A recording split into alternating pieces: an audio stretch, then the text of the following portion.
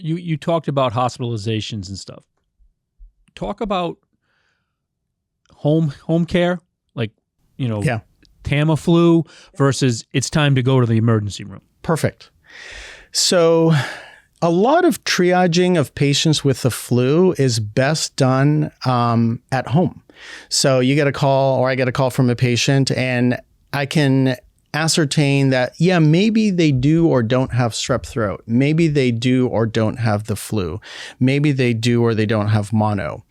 When it comes to communicable health diseases, measles, mumps, rubella, flu, COVID, etc., those are scenarios in which, number one, can you manage that patient at home? For the vast majority of us who have the flu, it is by definition a self-limited illness. So you may get hit hard, but the chances are pretty good that you will survive it. By day 4 of the illness, you're already on the mend. So if somebody calls me and they're 25 and they're healthy and they're having muscle aches and nasal congestion and a high fever, it sounds like flu. Do I need them to come on in? Probably not. If I ask them, are you having any problems breathing? Are you bringing up substantial phlegm? Are you having any significant neck stiffness? What I'm asking is, are you potentially having the secondary complications of flu? For individuals that have take, for example, underlying lung disease. At the VA that I work, the average age in general is 72. A significant percentage of our patients have chronic lung and chronic heart disease. They are, by definition, the medical folks that you kind of want to watch a little bit more closely. The same thing applied to an individual who has COVID, who has multiple comorbidities versus a young individual. That's somebody in whom I need to pay closer attention to. So an individual who has significant heart or lung disease, if I'm talking to them at home and they say, I'm short of breath, or I'm wheezy, or when I'm walking up the stairs now, I'm feeling it much more than usual, that's an individual in whom diagnosing them with accuracy is better than having them stay at home. That's somebody in whom I may want to come on in. Can that person be triaged where they get Tamiflu based solely on the story? Absolutely. Oseltamivir, which is Tamiflu, is relatively well tolerated.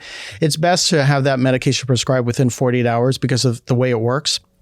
If you started after 48 hours, it really doesn't have as much bang for the buck.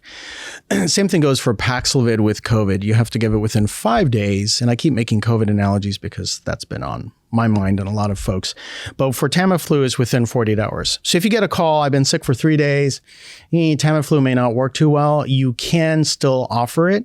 For patients that find themselves in the emergency room door, and let's say they're in bed 5 and they have a little pulse oximeter and their oxygen saturation is beep, beep, beep, it's kind of dropping a bit, they more than likely may need to be hospitalized. Even if it's been more than 3 to 4 days, they still can benefit from the use of that medication. But the things that we do as doctors is this boring flu, or is this flu that can bite you in the butt? And so the folks that we pay closer attention to are not just extremes of age, but folks in whom having a viral infection that affects the airways can tip them over the edge. I always make the point that if all of us in this room get a common cold, we can continue working. But you take an 80-year-old who has advanced lung disease and they mucus plug, meaning they get secretions into the airway, they may find themselves on a ventilator. So know yourself, basically. I mean, so if I know myself or Paul, we know we're relatively healthy and, I got aches and pains. I've got a temperature, I'm congested, but I'm having no issues breathing. Then, sending a loved one out to go get Robitussin or something is probably going to do it for me. Yeah. Compared to if I'm somebody with lung disease or something. Right. Most of the treatments are over-the-counter kind of treatments. We call it supportive care. Supportive care means you kind of get rid of secretions, you get rid of aches and pains, so you feel better.